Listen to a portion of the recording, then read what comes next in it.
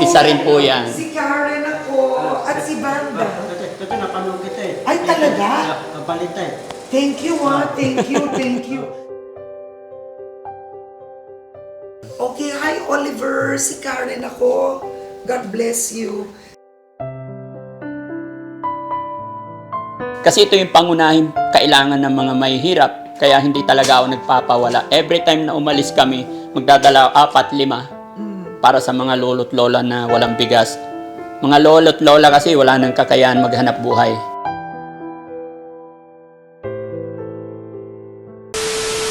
Hello! Hi, Ma'am Karen! Hello, po. Daddy Frankie. Ayan. Wow! Welcome Grabe po. naman to, nagulat po ako dito. Dito ako nagulat. Ay, thank you, Ma'am. Wow, isa ka ng isa ka ng institusyon Okay. dito sa lugar na to. Yeah. Wait, itong property na ito, ano to, why is it so big?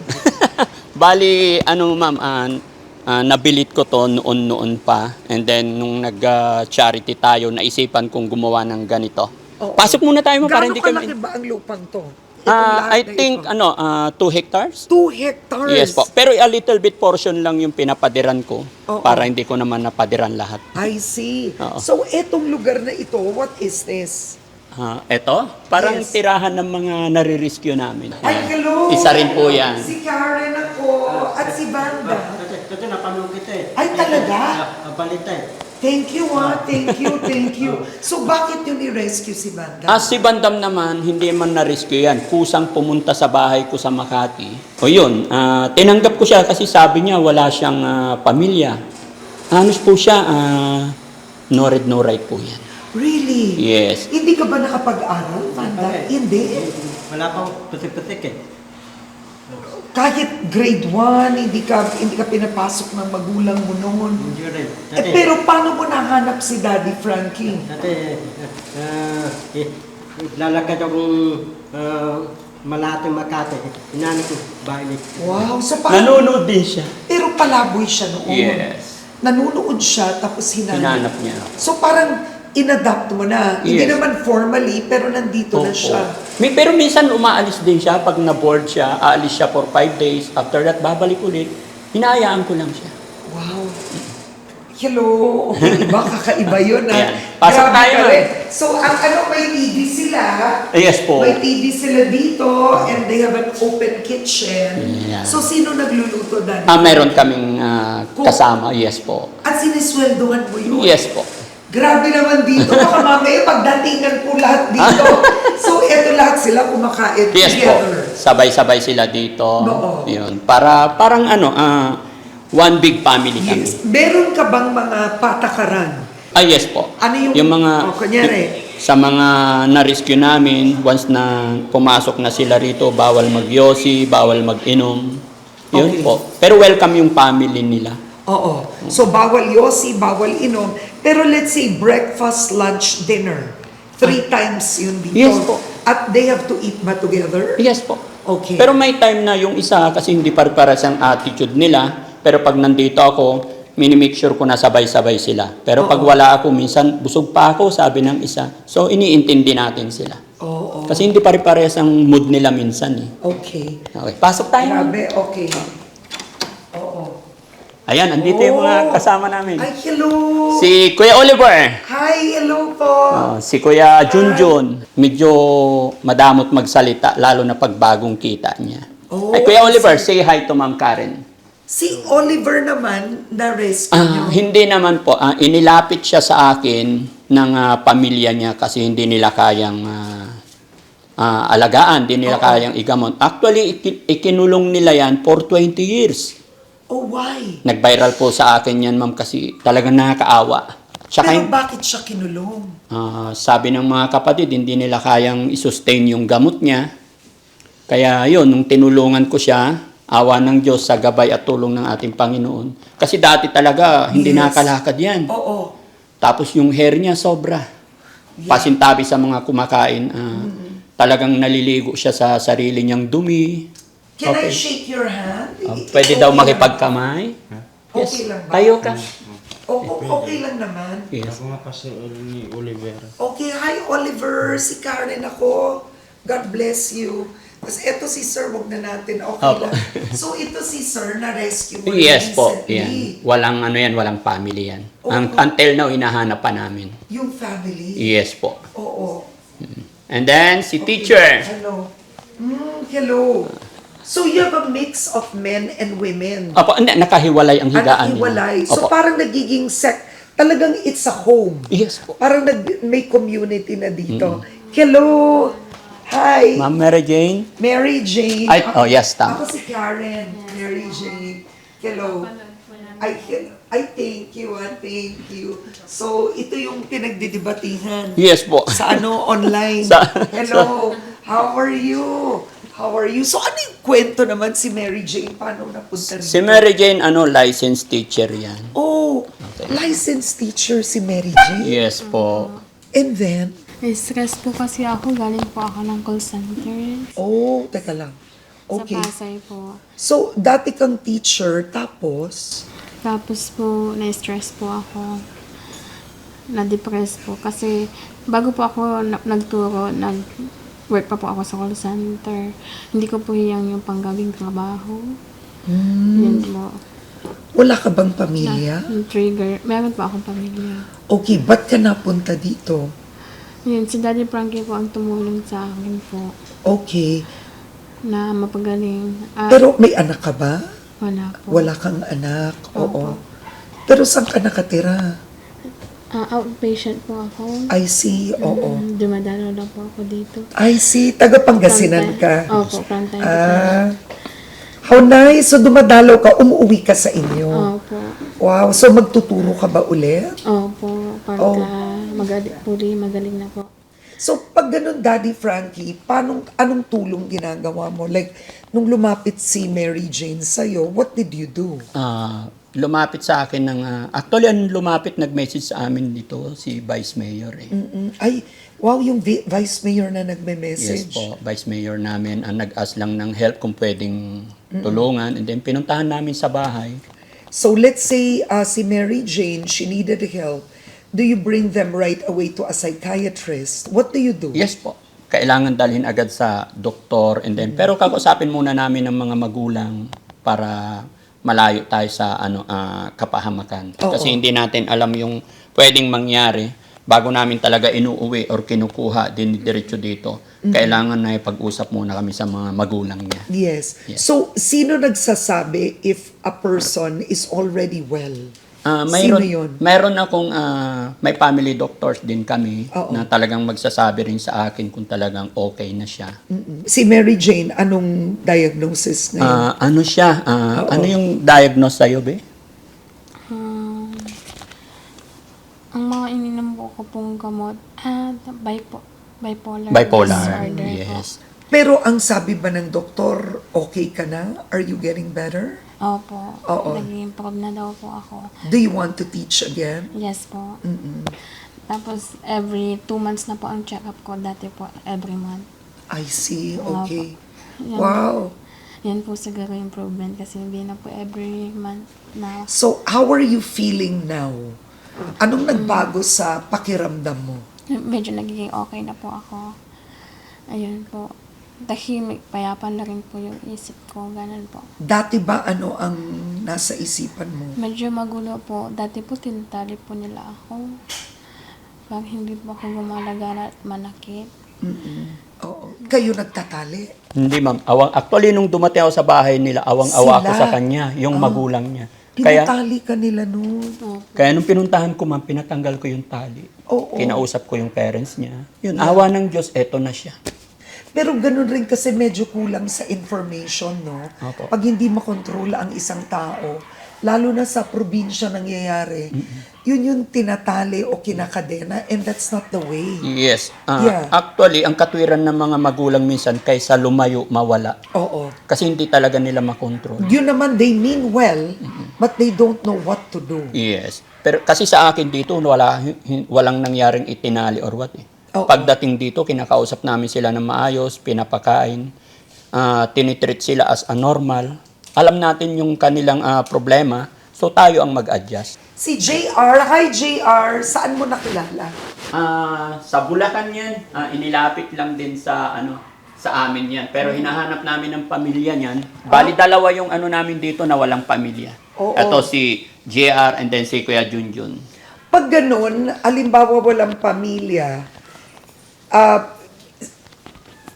sinusurrender sa'yo, sinusundo mo lang. Yes. Ano? Minsan kagaya nito, ibinigay sa akin to eh. Di ba? Kaya, nung kinuha namin siya, pinapanawagan ko, until na wala pa kami nahanap na pamilya. So, hopefully, na may makipag-ugnayan para ma-turn over natin sa pamilya. Kasi okay naman na sila. So bakit una ang dami mo dito bigas? Eto, bigas. Dami kong bigas dito. Eto, pagkain nila. Lahat ito? The same time, pagka nag-mission kami, pinapamigay namin. Kasi ito yung pangunahing kailangan ng mga may hirap. Kaya hindi talaga ako nagpapawala. Every time na umalis kami, magdadala ako 4-5 para sa mga lolo't lola na walang bigas. Mga lolo't lola kasi wala nang kakayahan maghanap buhay. Oo. Kaya ito ang prepared kong ibigay. Yeah, oo. So, siguro iniisip ng ilan, ano ba, tatakbo ka ba sa politika? Bakit ganito ang Daddy Frankie? Naisip mo na ba yun? Hindi po. Hindi, totoo. Masaya po ako sa aking ginagawa na pagtulong. Oo. Ayoko naman magsalita ng tapos. Pero sa panahon na to, sa araw na to, wala akong iniisip na ganun. Kasi negosyante ka talaga, Daddy Yes, Frankie, no? So, nagne-negosyo ka pa hanggang ngayon, Yes. right? You still supply Yes. Supplier ako sa mga Japanese restaurant. restaurants, oo. So, supplier ka, may negosyo ka, at nagva-vlog ka. Ang nagsusustain ba ng shelter is the vlog or the business? May time na hindi nasusustain ng vlog kasi sa mga driver ko pa lang, lahat yan may family, may sweldo yan. Pati yung yaya namin dito, nag-aalaga. Lahat yan may sweldo kasi may pamilya. Hindi naman sila pwedeng tumulong lang sa akin na free. Lahat yan may sweldo. Kaya minsan, kumukuha ako sa business ko. Ganun lang po. At hindi kayo nag-aaway mag-asawa na yung negosyo nyo. Ayan si Mrs. Namamay ang dami. Meron din naman ma'am, ito ibibigay ko naman sa school to, sa mga estudyante. Bakit ang tsaga-tsaga? May bilib ako sa inyo, Oo. Masarap kasi makatulong. Oo. So, ito ang second floor. Opo. Alright. Ito unused. Ito Opo, pagka may mga bisita, Ito siguro sa'yo naman to. Okay. dito sila yung mga boys dito. So, mga lalaki Opo. dito. Dalawa sila. But how do you know that they won't hurt each other? Binabantay namin. Hindi pwede silang maiwan na walang kasama. Alright. So, ito ang dami mo dito. Ano to? Para kang, ito kasi negosyo mo. Hindi. Ano to? Ito yung pang-Japanese. Yes. Nag-close kasi yung Japanese restaurant ko sa Subic before pandemic. Kaya, yan. Tinatabi-tabi ko lang dito. Ginagamit nila. Oo, yun na. Yun na, gamit na lang namin dito. Rochelle, ano ang pakiramdam mo na ang mister mo, kumbaga, hindi lang pamilya ninyo ang pinagkakaabalahan niya? Di ba? Maraming ibang tao dito sa lugar ninyo. Proud po kasi ako sa kanya dahil yun po, nakakatulong kami sa mga nahihirap. Yun, hindi lang siya mabuting ama sa mga anak ko, hindi lang mabuting asawa sa akin, at mabuting tao rin po siya sa mga kababayan.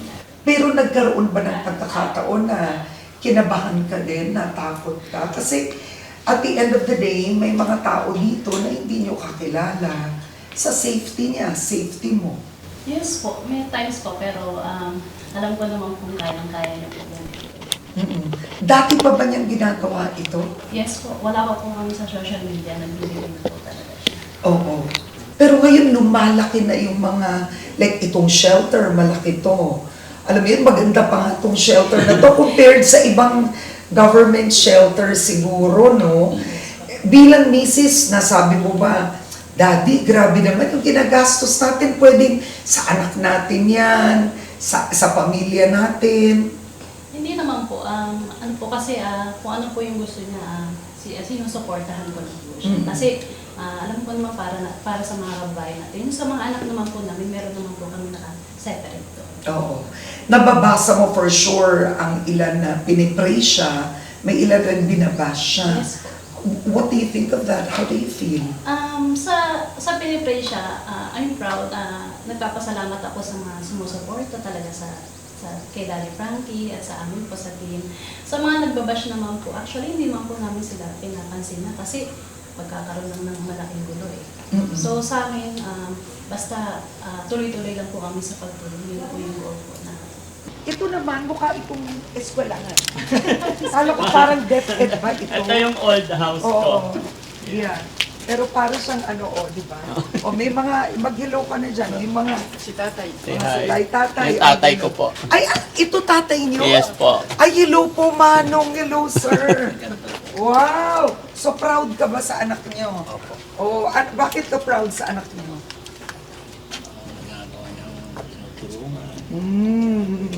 Talaga. Wow. Lakas pa ng tatay mo, ah. Opo. Oo. So, si tatay niyo, dito rin nakatira? May bahay din siya sarili. Oh, Pero I see. pumupunta-punta rito kasi balo na siya. Okay. So, eto, matagal na itong nakatayo or bago ito? Matagal na po ito. Oo.